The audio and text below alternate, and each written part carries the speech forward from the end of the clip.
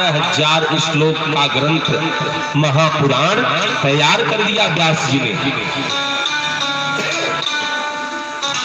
अब इस पुराण को पढ़ने वाला समझने वाला कोई पात्र भी तो होना चाहिए। तो गुरु भी देखता है कि हमारा योग्य शिष्य कौन है, कौन हो सकता है। व्यास जी ने बहुत देखा, कहीं कोई नहीं दिखाई दिया। तब याद आया कि अरे मेरा पुत्र सुखदेव है, वो तो परमहंस है, भीतर आगी है।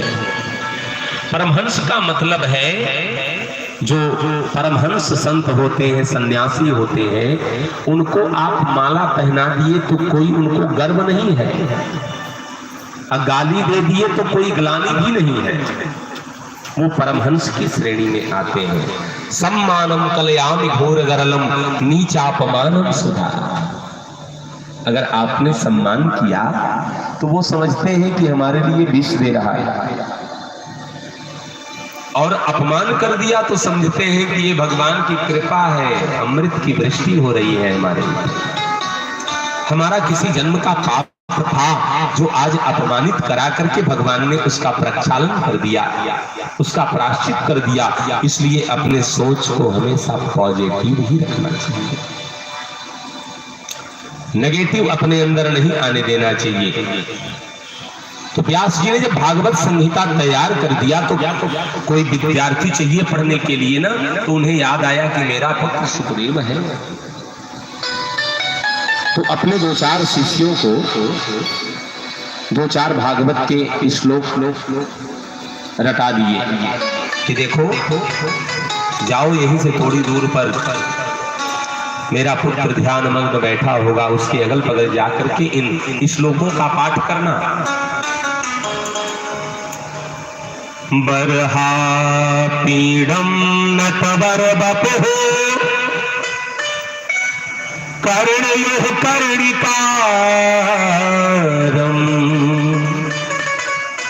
बिभ्रतवासः कनक कपिशम्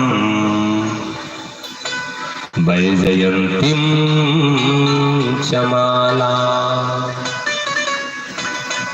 रन्ध्रान् वेणोरधर सुधया पूरयन् गोपवृन्दै वृन्दारण्यं स्वपवरमनं प्राविशत गीत कीर्ति।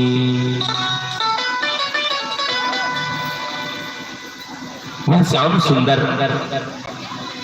जब सर पे पगड़ी बांध करके मोर मुकुट लगाए हुए, बंसी बजाते हुए, पीतांबरी धोती कसे हुए जब वन में प्रवेश करते हैं गैयों के पीछे, उस समय की जंगल की शोभा अपूर्व हो जाती है।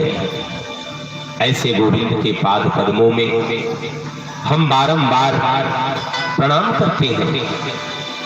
और सुखदेव जी भी हमारे कोई साधारण नहीं है।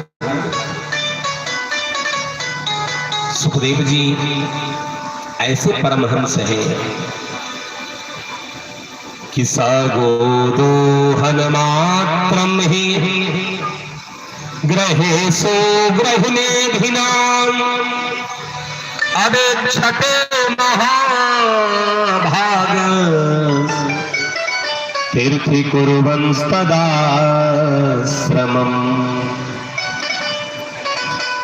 जब वो किसी के दरवाजे पर भिक्षाटन के लिए जाते हैं तो उस दरवाजे पर उतना ही देर रुकते हैं जितना देर एक गाय को दूहने में लगता है। उतने देर में अगर घर से कोई भिक्षा ला करके दे दिया तो उसी को स्वीकार किए और फिर जंगल में चले गए।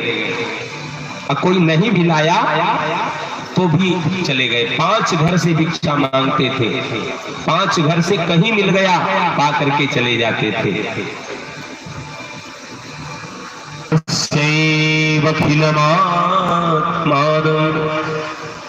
मन्यमानस्य कृष्णस्य नारदो व्याघ्रः श्रमं प्रगृदाहृतम्।